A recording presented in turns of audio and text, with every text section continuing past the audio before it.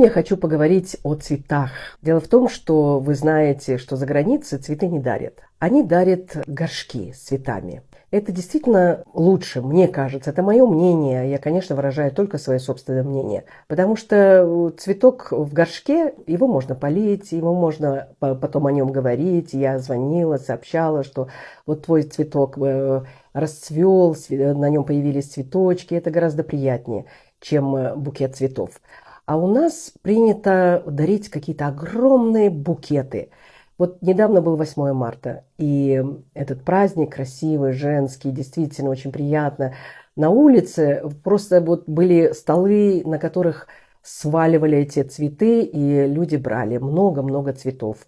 И вот представьте себе, женщине муж дарит, отец дарит, брат дарит, и вот у нее охапка цветов, и вот она не знает, куда это положить. А мы, женщины, всегда заботимся не только о семье, но и о цветах. Потому что я всегда, например, помню, что я всегда переживала, а куда же я поставлю, а где же вазы, надо подрезать, времени нет, каждый цветок подрезать, нужно налить воду, нужно положить туда что-нибудь, чтобы цветок не завял. А на наших больших тоях, у нас же мы привыкли к тоям, там несет, например, мужчина такого, знаете, крепкого телосложения, огроменный букет цветов из 200, 300, 500 роз и дарит бабушке, дарит жене там, или на свадьбе юбиляру. И этот человек даже удержать не может, он начинает передавать этот букет. И вот таких букетов набирается очень много.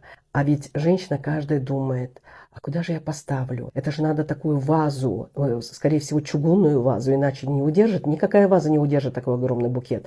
Это надо развязать этот букет, потом вытащить, потом подрезать. И вот мы переживаем. Поэтому, мне кажется, у меня такой совет, лучше подарить один тюльпан или одну розу, но каждый день, и тогда будет приятнее это делать. Біз қазақтар үйренгенбіз, кішкентай сыйлық болса, ой, кішкентай ғой, ол не ол, қанша тұрады, үлкен болса, соған мәз боламыз, ой, үлкен әкеліпті, мына көп әкеліпті.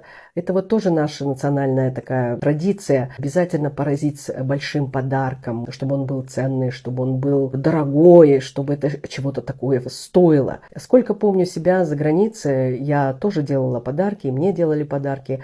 И вы знаете, иностранцы очень внимательно подходили к подбору подарков. Вот дарили, например, просто брелок для ключей или какую-нибудь ракушку. Но всегда это было, знаете, какое-то такое личное отношение. Вот у меня сохранилась такая штучка, и вот там здесь написано, даже вот не поленились написать Гулистан, а Мафиуза, уж я не знаю, не помню, что это. Вот лично для меня это было написано. Мне он дорог, он этот подарок с собой. Я берегу его, потому что это для меня сделано. И это не требует ни воды, ни особого места. Поэтому я просто хочу пожелать, чтобы мы тоже трепетно относились к цветам, потому что цветы живые.